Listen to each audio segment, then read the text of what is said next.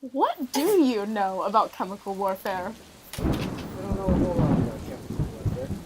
How prevalent do you think it remains in today's society?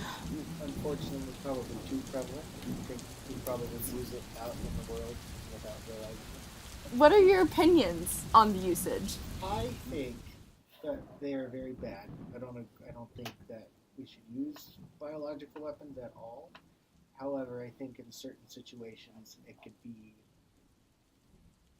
used and probably understand to be used.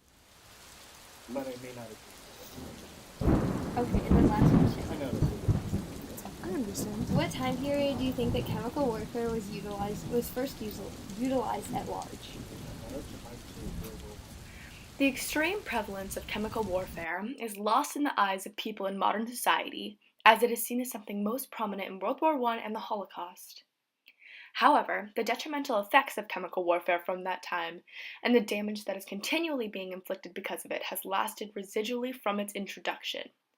Although although given the most light in World War II, it was introduced in 1908 when Fritz Haber, a German Jewish chemist, accidentally created a formula for chemical weapons when attempting to combine chemicals to make ammonia for fertilizer.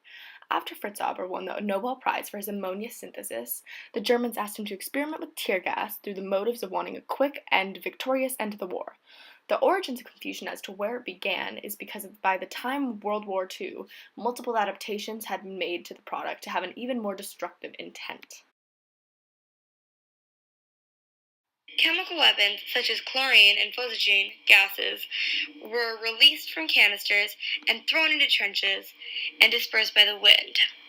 The gases institute severe burning of the skin, eyes, and respiratory system, ultimately leading to 90,000 deaths and over 1 million casualties solely because of mustard gas statistics.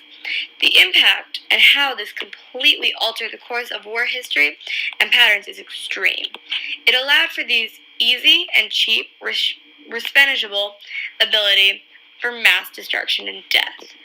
It also was inspiration for an even more horrific, deadly weapons as competition, ultimately inspiring nuclear warfare.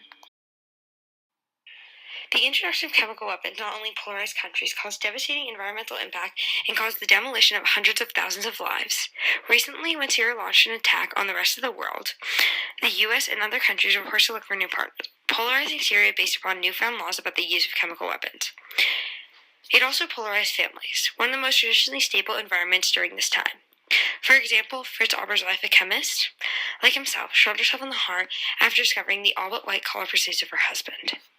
When the question of humanization comes to play, take it from Auber himself, as he once said, death is death, however it is inflicted. After the war, and being partially responsible for the death of millions, as well as his wife, Fritz Haber spent his life working on pesticides. In conclusion, after the millions of casualties inflicted by his invention, Fritz Haber went back to gardening.